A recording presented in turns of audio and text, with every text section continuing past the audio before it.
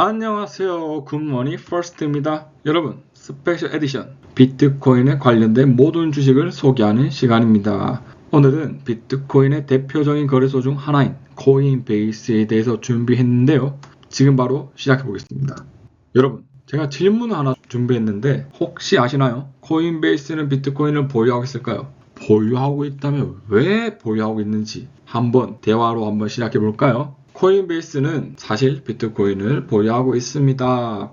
2024년 1분기 기준으로는 약 6.5억 달러 상당의 비트코인을 자산으로 보유하고 있다고 하는데요. 왜 보유하고 있냐면 여러분, 첫 번째, 코인베이스가 작년 비트코인 현물 ETF가 SEC에 의해서 승인된 이후 ETF 수탁사 역할을 하고 있거든요. 무려 17개의 비트코인 ETF 중 9개를 관리하며 이 규모가, 여러분 놀라지 마세요, 약 843,783개의 비트코인을 보유하고 수탁하고 있습니다. 규모가 약 487억 달러 정도가 되는데 이는 전체 비트코인 공급량의 약 4%에 해당한다고 합니다. 무려 블랙록의 iShares Bitcoin Trust IBIT의 비트코인도 수탁하고 있다는 점이 굉장한 사실이죠. 여러분, 비트코인을 가지고 있는 사람이 비트코인 투자에 대해서 이야기하는 게 신뢰가 가시나요? 아니면 비트코인을 한 번도 산 적 없고 사실 앞으로는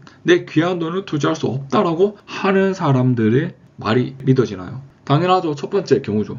그렇죠. ETF 수탁사 역할을 잘 감당하기 위한 것입니다. 두 번째로 신규 서비스를 지원하기 위함인데요.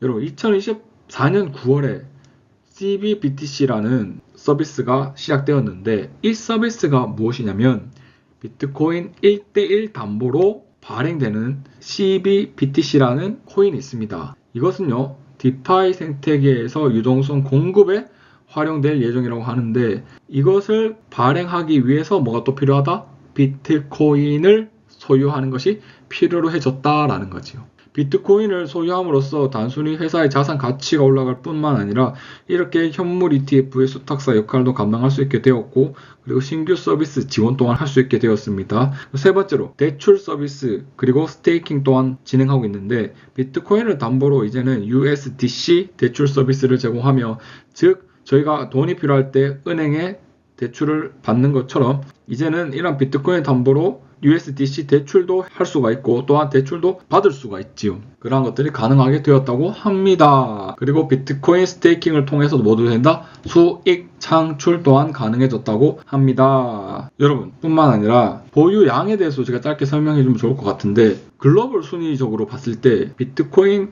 보유량 기준으로 봤을 때 바이낸스가 54만 개에서 64만 개 가지고 있다고 하거든요. 그리고 2등이 비트피넥스라는 회사 39만 5천 개, 3위가 코인베이스예요. 굉장히 글로벌적으로도 비트코인 보유량이 뭐하다? 많은 편이라는 거죠. 여러분, 근데 이건 정말 중요하거든요. 전략적인 의도. 항상 전략적인 의도를 저희가 캐치할 수 있어야 되는데, 여러분, 비트코인의 표준을 주도하고 있습니다. 코인베이스라는 회사가. CEO 브라이언 암스트롱이 뭐라고 말했냐면 비트코인이 금을 대체할 전략적 자산이라고 강조했고요. 미국 정부의 비트코인 보유 추진에 적극 동참하고 있는 회사가 어디다? 코인베이스죠. 어떻게 함으로써? 현물 ETF를 수탁함으로써, 그리고 여러가지 서비스와 대출 및 스테이킹 또한 진행함으로써 정부와 함께 일하고 있다. 그리고 또 뭐가 있냐면요, 이렇게 정부와 함께 일하고 여러가지 블랙락이라든지 큰 펀드사에게 없어서는 안 될 존재가 되어가고 있는 것이 왜 필요하냐면 규제 리스크로부터도 결국에는 자유로워질 뿐더러 앞으로 규제의 대상이 아니라 파트너가 되는 거죠. 이러한 큰 그림 가지고 있다는 겁니다.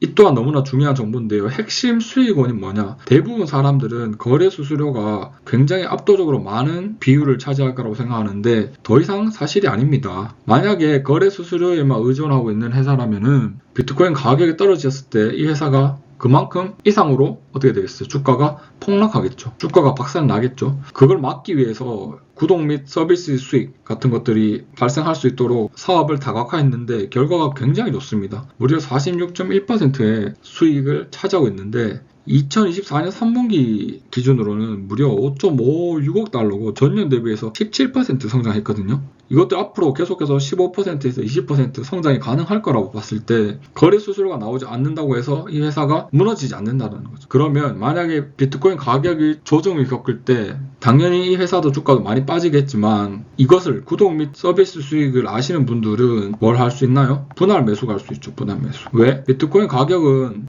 올랐다가 내려가지만 또 올라올 거니까. 그쵸? 이때 맞춰서 뭐 할 수 있다? 분할 매수를 할 수 있을 것입니다. 믿음이 있는 회사는. 믿음이 있는 분들은 말이죠. 이 회사에 대해서. 그리고 기타 수익에 대해서는 제가 지금 수치만 읽고 넘어가고 다음에 설명해 드리도록 할게요. 합치면 어떻게 되죠? 52%죠. 그쵸? 과반수가 넘어갔죠. 그렇구나 라는 점 꼭 기억해 주시면 좋겠습니다. 비즈니스 모델 전략으로는 8가지를 꼽을 수가 있는데 먼저 거래 플랫폼, 거래 수수료. 제가 거래 수수료 이야기할 때 저희 같은 개미들이 거래하는 것도 있지만 기관들도 이제 거래를 많이 해요. 돈도 대출 가능하고요. 코인을 맡겨서. 그리고 코인도 대출 가능합니다. 그리고 뿐만 아니라 현물 ETF를 수탁하고 있죠. 그리고 84만 개가 되는 비트코인을 수탁하고 있는데 수탁한다는 게 뭐예요? 맡겨주는 거죠. 공짜로 맡겨줄까요? 아니죠. 대가를 받죠. 그렇죠. 거래 수수료가 있다라는 거죠. 수탁 수수료. 그리고 수탁되어 있는 비트코인을 거래하는 데 있어서 거래 수수료도 나올까요? 안 나올까요? 나오죠. 그래서 비트코인 현물 ETF는 암호화폐 시장에 굉장한 소식이 아닐 수 없는 것 같아요. 공부를 하면 할수록. 그러한 거래 플랫폼을 역할을 한다. 그리고 자산관리. 개인들의 자산관리도 하고 그래서 구독 서비스가 굉장히 많이 급증했잖아요. 개인들의 코인 자산관리죠. 뿐만 아니라 기관의 코인 자산관리도 하고 있다는 거. 대표적인 예로 월크스포츠라는 회사가 작년 말에 2100억 원치의 비트코인을 어디로부터 샀냐면 코인베이스로부터 샀거든요. 그쵸? 이렇게 자산관리하는 데 있어서 비트코인 간접적인 투자 역할도 하고 있다는 거죠. 그리고 개방형 금융인프라 베이스 네트워크, API 연동, 규제 선도를 전략화하는 것이 이들의 곧 비즈니스 모델이라는 것. 그리고 미국 SEC 승인 비트코인 ETF 17개 중 9개입니다, 여러분. 의 수탁사로 선정되었다. 그리고 AML과 KYC 기준 강화로 기관 투자자 유치 확대. 그쵸. 기관 투자 유치 확대는 여기도 영향을 미치는 정보고 거래 플랫폼으로서 영향을 미치는 정보다. 뿐만 아니라 개방형 금융 인프라 전략은 또한 이렇게 영향을 다 상호적으로 끼치고 있다는 겁니다. 최근 동향과 전망에 대해서 이야기하고 싶은데 첫 번째로 수익 다변화 성과. 그쵸. 2024년 3분기에 수익 다변화 성과를 얻었죠. 성공했습니다. 이 부분에 있어서. 그리고 두 번째로 AI 기술 도입을 언급할 수 있는데 트래픽 폭주 불장 때마다 일어났잖아요. 대응 알고리즘을 준비하고 있다는 거. 그래서 미래 2년 후 3년 후도 AI와 이렇게 함께 가는 코인베이스 굉장히 좋다라고 봅니다. 규제 리스크는 항상 있습니다. 규제 리스크 하지만 트럼프 임기 기간 안에는 SEC로부터의 큰 소송은 앞으로는 더 없을 것 같고 지금 현재 진행 중인 소송은 저는 취하는 아니겠지만 합의 정도로 끝날 것 같습니다. 그러나 이 와중에도 43개 주 라이센스를 보유하고 있죠. 코인베이스가. 이것 또한 계속해서 사실 소송이라는 게 좀 웃긴 것 같아요. 소송하지만 또한 라이센스도 다 줘. 그렇기 때문에 저희가 깊게 알아야 된다는 거죠. 코인베이스 경쟁자 중에 바이낸스 정말 유명하죠. 바이낸스는 뭐로 유명하나요? 최저 수수료로 정말 유명하고 글로벌적으로 북미에서는 취약하긴 한데 북미를 제외하고는 영향력이 굉장히 크다라는 거. 그리고 오래됐다라는 점. 하지만 이게 뭐죠? 이제는 미국이 비트코인에 대해서 직접적인 힘을 가하기 시작함으로써 코인베이스는 가장 든든한 백을 얻은 거예요. 미국 정부라는. 어떤 정보가 들어서더라도 이제는 비트코인에 대한 사랑을 저는 쉽게 포기하지 못할 거라고 생각합니다. 곧장 미국 부채 관련해서도 비트코인으로 어떻게 하려고 하는 일들이 일어나고 있거든요. 그렇기 때문에 비트코인은 누구나 사랑하는 자산이 되어가고 있다라는 거. 그리고 크라켄이라는 회사가 있고요. 그리고 이토르, 그리고 크립토닷컴 이런 회사들이 있습니다. 먼저 투자할 때는 저희가 항상 어떤 걸 기대하나요? 이 주가가 오르는 경우로 일단 한번 준비해 봐야 되겠죠. 매출 성장을 일단 기대할 수 있는데 매출 성장은요. 사실 매출 성장은 비트코인 가격과 직접적인 어떤 영향이 있어서 두 가지 경우로 봐야 될 것 같은데 저는 이 비트코인 가격이 얼마 됐을 때 매출 성장이 이만큼 된다라는 말은 못할 것 같아요. 지금. 하지만 헤이든 캐피탈이라는 회사가 있는데 2025년 코인베이스 수익이 500억 달러까지 달할 거라고 전망하거든요. 500억 달러예요. 그럼 지금 이제 곧장 24년 4분기 실적까지 나오면 여러분 2024년 1, 2, 3, 4분기 실적이 다 모이는 거잖아요. 여기서부터 500억 달러가 몇 배 준하는 성장인지를 여러분들이 계산해 보면 좋을 것 같고 제가 실적 나오면 같이 해드릴게요. 그리고 적정 주가까지 계산해 볼 수 있겠죠.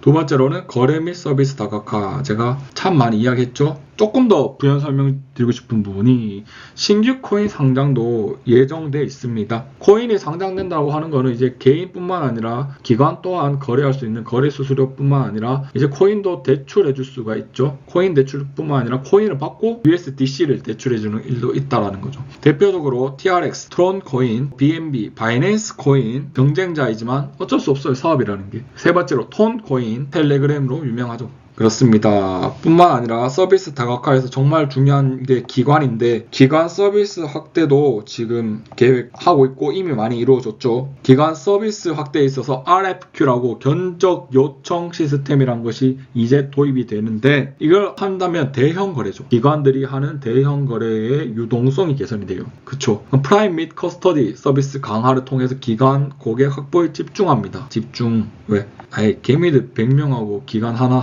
거래량 누가 많을까요? 그쵸? 제가 설명 안 해도 여러분들 더 잘 아실 것 같습니다. 그리고 스테이블 코인과 토큰화가 있는데 제가 토큰화 부분에 대해서 이 시장의 잠재력에 대해서 한번 여러분이 상상해보면 좋을 것 같아요. 실물 자산을 토큰화 하는 게 있어요. 실물 자산을 뭐 하는 거? 토큰화. 지금은 현재 135억 달러 규모인데 5년 내 30조 달러로 확대될 전망이라 하고요. 이 뒤에는 블랙록과 프랭클린 템플턴 등 전통 금융사의 참여가 이루어지고 있습니다. RWA에 대한 설명은 제가 추후 영상에서 자세히 다뤄드리고 관련된 코인들에 대해서도 설명하는 시간을 가지도록 하겠습니다. 여러분 그런 좋은 영상을 놓치지 않으려면 구독해 주셔야 되겠죠. 네 번째로 혁신적인 기술 및 생태계 혁신이라는 게 있는데 아까 베이스 네트워크 기억나세요? 아까 기타 수익원에서 제가 6%를 차지한다고 했던 거 그쵸? 이더리움 레이어 2 솔루션으로 2025년까지 무려 2,500만 명 사용자와 1,000억 달러 자산 규모 목표를 설정했습니다. 거래 수수료도 무려 90% 감소했는데 이는 이더리움 덴쿤 업그레이드 효과로 인한 것이며 DApp 생태계 확장으로 뻗어나갈 것을 기대하고 있습니다. 아까는 기타 수익원이 6%밖에 차지 안 했지만 앞으로 저는 10% 이상 충분히 될 거라고 생각을 합니다. 그러면 뭐가 줄어드나요? 거래 수수료 의존도가 아까 47% 정도였는데 이게 점차적으로 어떻게 되고 있다? 줄어든다는 거죠. 굉장히 또 좋은 거죠. 줄어든다고 해가지고 또 회사 자체가 전체적인 수익이 줄어든 것도 아니고 그쵸? 그렇습니다. 하지만 베어 케이스도 같이 저희가 투자자로서 알아야 되겠죠. 첫 번째, 여전히 경쟁사들이 있죠. 경쟁사들 하면 여러분 로빈후드 생각하시는 분도 계실 텐데 제가 로빈후드를 또 준비 중이거든요. 로빈후드 편에서 제가 코인베이스와 로빈후드가 어떤 관계인지에 대해서 제가 설명해 드리도록 하겠습니다. 그리고 이건 정말 중요한 것 같아요. 사이버 보안. 2024년도에 크진 않았거든요. 하지만 데이터 유출 사건이 있었다. 왜냐? 데이터 유출 사건이 크든 안 크든 사실 암호화폐의 핵심은 뭐죠? 그렇죠. 디센트럴라이즈, 비중앙하고 보안이잖아요. 보안과 통제 없는 거잖아요. 그래가지고 코인베이스가 털리면 내 자산을 거래소에 맡길 이유가 있나? 개인 지갑에 맡기지. 이런 불안감이 엄청나게 올라가는 거예요. 그러면 주가가 떨어질 수 있다는 거죠. 그래서 사이버 보안에 대해서는 이 회사가 앞으로도 계속해서 고민해야 될 부분이고 작은 데이터 유출로부터 반응하면 좋다는 생각을 하고 저는 사실 굉장히 사이버 보안에 있어서도 이 회사가 잘하고 있거든요. 이것은 여러분들이 더 믿음을 줄 만큼 공부를 해봐야 된다고 저는 생각을 합니다. 그리고 세 번째, 소송 잠재적 리스크. 트럼프 임기 내에 큰일이 없다 한들 다음 정부에 누가 될지 모를 뿐더러 지금은 바이낸스가 미국 정부의 미움을 받지만 또한 어떤 회사가 미국 정부와 함께 친해져서 SEC와 하나가 되어 코인베이스를 때릴 수 있다는 거. 저는 근데 이 정도까지 생각해서 투자 못하지 않을까요? 저는 사실은 모르겠습니다. 이 정도까지 막 너무 불안한 것 같아요. 그러면 저는 투자 못할 것 같습니다. 네 번째로 암호화폐 가격에 따른 변동성 지속. 이거는 진짜 실존하는 일들이죠. 맞죠? 암호화폐 가격이 오르면 코인베이스가 오른다. 암호화폐 가격이 떨어지면 코인베이스 가격이 떨어진다라는 거. 여러분 마지막 제가 다음번에 말씀을 꼭 드리고 싶은데 스페셜 에디션을 여러분들 들으면서 너무나 약간 장밋빛 비례만 바라보면 안 된다는 이야기 드리고 싶어요. 왜냐? 사실 비트코인에 대한 이해가 없다면 투자하면 안 됩니다. 죄송한 이야기지만 두 번째로 이 회사에 대한 이해가 없다면 또 투자하면 안 됩니다. 무슨 말이냐면 비트코인에 대한 이해가 돼야 돼요. 반감기가 무엇이고 반감기라는 것이 어떻게 비트코인 가격에 영향을 미칠 뿐더러 미국 정부와 현물 ETF를 둘러싼 이러한 것들로 이렇게 경제 정책이잖아요. 그런 것들에 대해서 종합적으로 이해가 돼야지만 코인 거래소 투자할 수 있거든요. 마이닝 회사도 마찬가지입니다. 하지만 제가 최대한 이 영상에서 길게 설명하는 거는 여러분들이 이해를 처음으로 시켜드리고 싶어요. 그 다음에 스스로 공부하면서 저와 함께 성장해 나가는 거죠. 그리고 세 번째로는 이거 중요한데 밤잠 설치지 않을 정도로만 투자할 것. 왜냐? 비트코인 가격은 24시 365일 동안 돌아가잖아요. 그래서 비트코인 가격이 많이 떨어졌을 때 나 코인 베이스 가격이 또 떨어지겠네. 이러면 정말 모르겠어요. 3년이 지나서 비트코인 가격이 훨씬 더 많이 올라서 여러분들의 사실은 재산이 증가할 줄 몰라도 매일매일 뭐 짜증나 있고 예민해 있고 도파민에 절여져 있고 이러면 일상생활이 무너지잖아요. 그래서 밤잠 설치지 않을 정도로만 투자하면 좋겠고, 그리고 꼭 좋아요와 구독 찍어주셔야 됩니다. 왜냐? 이 세 가지를 완성하기 위한 멘탈 교육과 실질적인 주식 종목 분석하는 능력과 회사에 대한 정보를 누가 주니까? 굿모닝 퍼스트가 제공하니까요. 아무튼 이번 영상 굉장히 길었는데요. 코인베이스 이 영상은 3개월, 6개월 후에 또 업데이트가 될 것 같아요. 조금 더 나은 퀄리티의 약간 시각적인 효과와 함께. 근데 본질은 이 정도면 좀 1년, 2년 가져가기 사실 충분하다고 생각합니다.